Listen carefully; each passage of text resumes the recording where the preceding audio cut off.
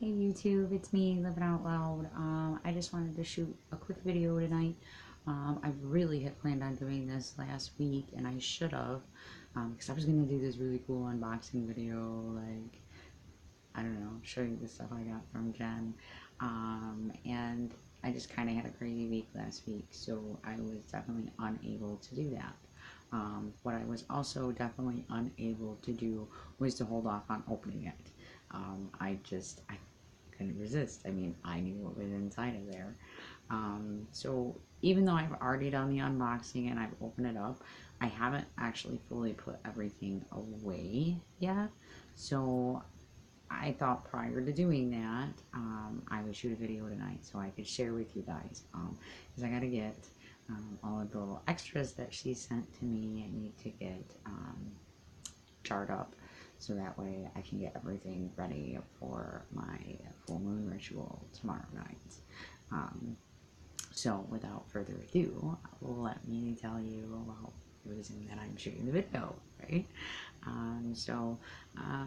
About a month ago or so, Jenn did a live video showing her thrift haul. And man, she had some pretty cool stuff, and I really wish I was a lot more richer than I am, because I probably would buy her out on a regular basis. But because I cannot do that, I went with what jumped out the most at me. Um, I am currently in the middle of building up my mortar and pestle sets, because I'm trying to use them only designated for certain types of workings or certain types of materials, for lack of a better word. Keep my resins in one. I've also have just started getting into crushing up some of my stones, so I can use them other ways than just as a stone, um, as like a solid stone. I can incorporate them into a few more things by crushing them, which is something I'm kind of new with. But in essence of crushing them and building my mortar and pestle collection up, um, this is what I scored out of Jenn's Thrift Haul. Okay, it's a really nice, decent weight mortar and pestle. It's made out of pewter, which is an alloy metal. And nowadays, pewter mostly is tin. It's about usually 80 to 90% made of tin, and then the rest is usually it could be bismuth or copper, or an alimony.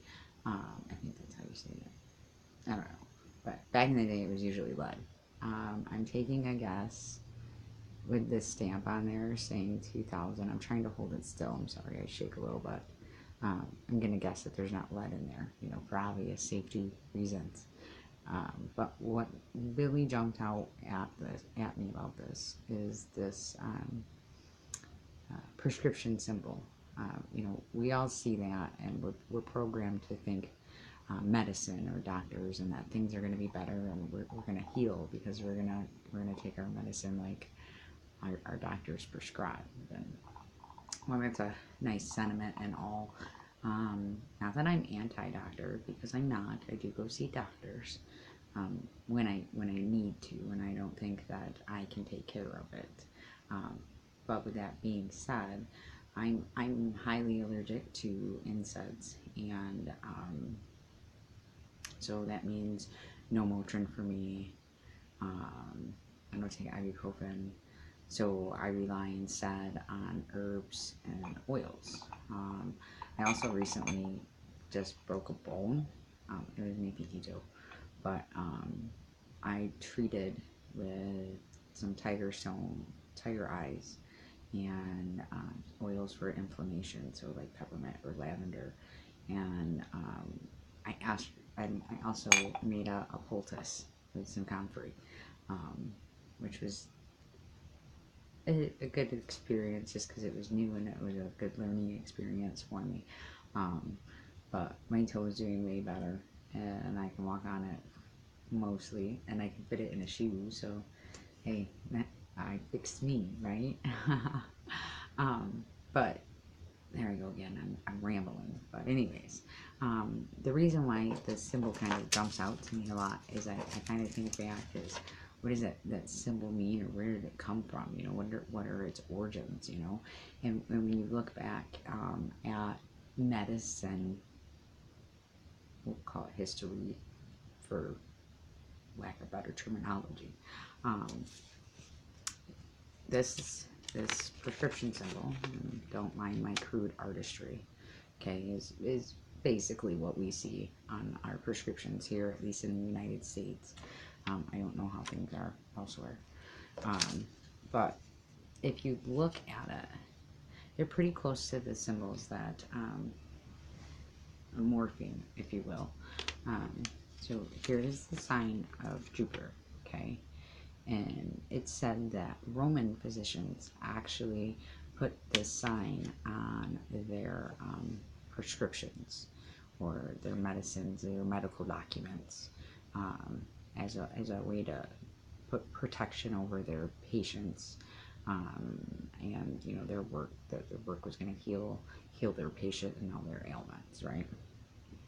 And then there's also the Eye of Horus. And Egyptians used this as a symbol of protection as well. And I mean, I know my drawings aren't very good. So please don't hold that against me. But when you look at the Eye of Horus and the sign of Jupiter, if you give this just a little bit of a twist, you see the X. And because my drawing isn't the best, you already can see the little R that's in there. So it's quite possible that these two symbols from two different cultures morphed together and made this symbol. Or it could all just be coincidence. I don't know. But I think it's interesting. And I thought maybe my friends might too. So, so yeah, I got this cool mortar and pestle out of Jenn's Thrift Haul, and you know, it's a pretty good solid weight. And pewter is actually highly associated with kitchen witchery. You know, right next to like cast iron and copper. So I'm kind of heavily thinking that mortar and pestle might actually end up going from my sacred room to going into my kitchen and being on my kitchen altar and using it, you know, solely in there. Who knows? I'm a Gemini. I change my mind a lot sometimes. But for those of you who have never ordered from Jenn, again, I apologize that I didn't keep the box closed and do a lot of unboxing like I should have. But I didn't actually get everything put away, I was saying. So I figured while I was doing that, I could just shoot this video and you know, show you guys and then get my stuff put away all at the same time, get it ready for the supermoon tomorrow, and spring is coming. I'm so happy. It's time, right? Like, ready for it. So without further ado, I'm going to show you the extras that Jenn sent for me. And excuse me having to look down and back. I tried to do this the other way around, and my lighting sucked. Not that it's 100% better now, but it's workable, right? Right. Okay. So the first extra I have she sent is, I'm trying to get a good piece because I pulled it out, is Norfolk, a piece of Norfolk Island pine. Okay, and this is actually off of Jenn's Living Yule Tree, and this is, she sent some lettings from that. And so I went ahead, you know, because I figured if I didn't unbox it in front of you guys, I kind of took that fun part out, that I would at least share, you know, a few tidbits of information that I had discovered about everything that she had sent to me while, you know, I was putting it away, so you guys aren't just, you know, watching me, you know, put my stuff away. But Norfolk Island pine is highly associated with protection and actually specifically protection against hunger, which for the fact that Jen decided to send this with my mortar and pestle, that I'm really leaning towards using it in my kitchen. I just think it's kind of neat that it was sent with the item that I plan on using in my kitchen. More, probably like I'm 90% sure that I'm going to have it in my kitchen. But also, another cool thing that I found out is that NASA actually has research showing that the Norfolk Island pine can actually purify the air because it removes harmful volatile organic compounds, and we call them like VOCs, and those things, that stuff that comes out of like hairspray, and some other beauty products and stuff like that, and some of our cleaning products, at least if you use you know, widely commercial available cleaning products, and it actually removes it out of the air, which I think that's neat, right? So, I mean, not only, I mean, it's associated with protection from hunger, but another protection is it's protecting me from the negativities that are, you know, out even in my home because, you know, my kid sprayed some hairspray to keep her hair in place because it wasn't me, because you see the do-rag, that's about what I do. Yeah. Okay, so, and I don't have labels made up for these yet, but I will get them done. But, so, there's my Norfolk Island pine, courtesy of Jenn Living Yules Free, and I definitely cherish this for sure. Alright, let's see.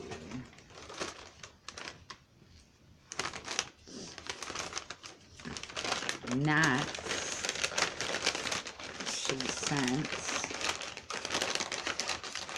there's quite a few pieces in here, so I'm trying to make sure I get it all out in one shot. It's called Buddha's Hand, okay, and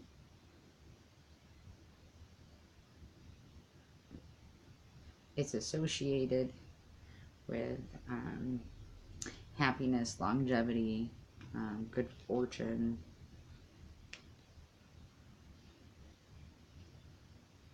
I mean, it kind of actually looks like an apple with the natural pentagram there in the middle.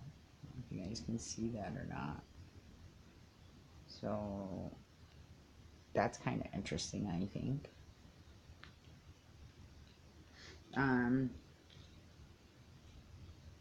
The Chinese name for the Buddha hand is faux show. I think I'm saying that right. And faux is Chinese for fortune, and show is Chinese for longevity. So fortune and longevity I could definitely go for sure. Faux show.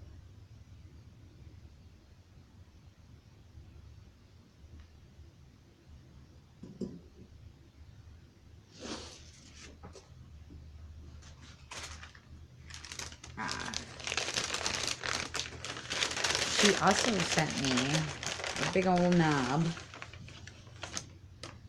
of turmeric.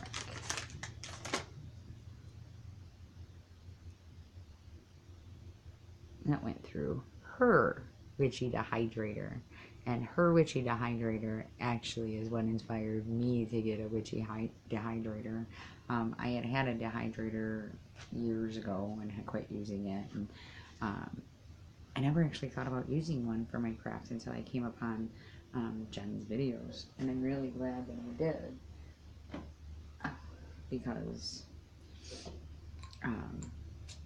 you know, I'm able to expand my herb collection. The ones that I have are a little bit smaller. So it kind of looks like a little key. Or that. But it smells wonderful.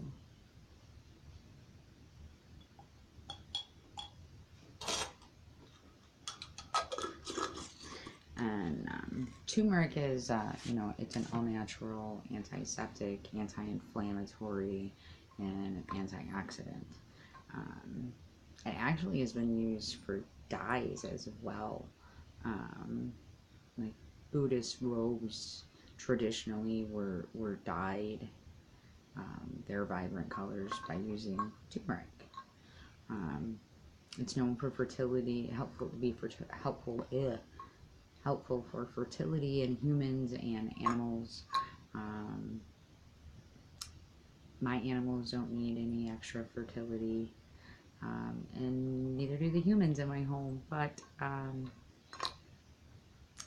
it can help with female issues, and I do have a young adult female and a teenage female that I'm sure I will be able to whip them up some stuff with some turmeric.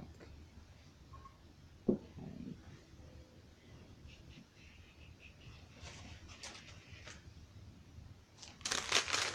Okay. And next,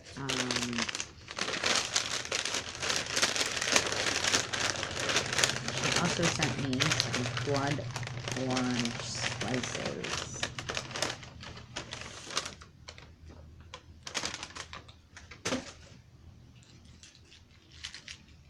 And these are just beautiful.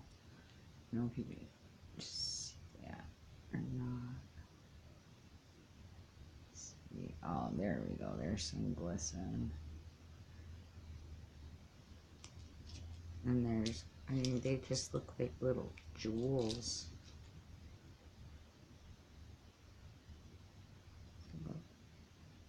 Carat jewels.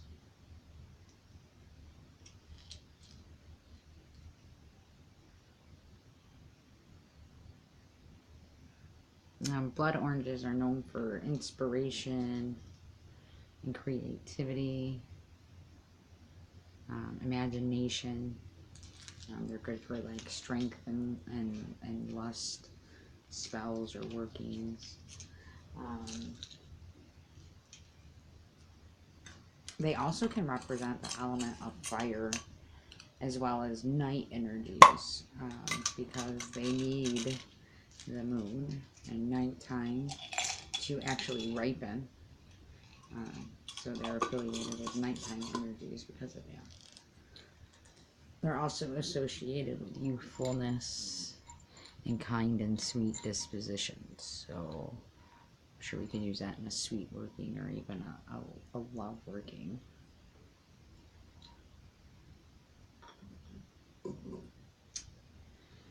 Let's see.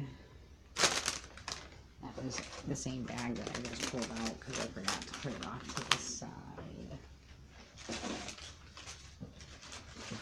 And I mean, I still got a couple of surprise things down here to keep showing. So I will.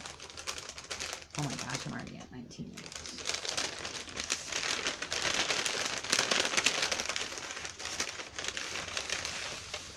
Jenn also sent me some of her mugwort that she grew. And I know that this one is the one that she grew because she's put that on the paper. Because she also sent another bag of organic mugwort, and this is not from her garden. And I actually have a huge thing of mugwort. So the organic mugwort that she sent, I'm actually going to pass that on to a friend who doesn't have any. And Jen's is going to go on my shelf in its own jar. You know, I feel very special that I got some mugwort out of her garden. Mugwort, you know, of course, is like a powerhouse herb. It's also like, you know, referred to as the witch's herb. It does enhance dreaming, divination, prophecies, or prophesizing. I'm not quite sure. Some people do teas, and some people have been known to smoke it. I haven't done either, so I don't recommend either.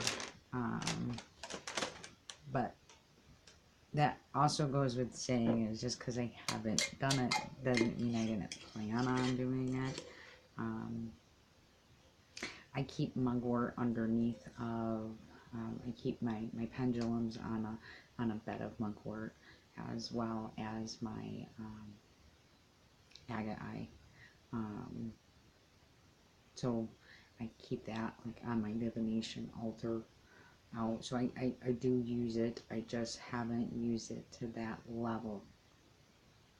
But this one might be where I start with it, instead of just dream pillows and whatnot.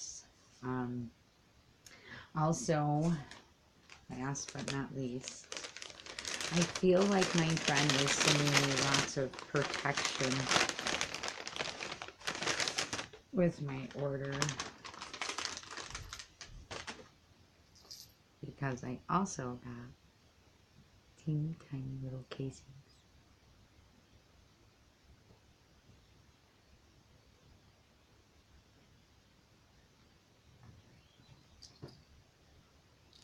And these I actually almost missed. I thought it was just like a filler bag that was in there, and then I heard a jingle. But so yeah, I ordered this kick butt mortar and pestle from Jug Shy Lady's Etsy page, and she is such a lovely person that she puts so much extra thought and care into her package that she sent me extra presents to be able to use in my mortar and pestle and in my craft. And these have already got the wheels spinning up here. So yeah, so I actually said it was gonna be a quick video, and I'm sitting here at 25 minutes. So I'm gonna go ahead and say goodnight, YouTube, and until next time, I'll see you on the fly side.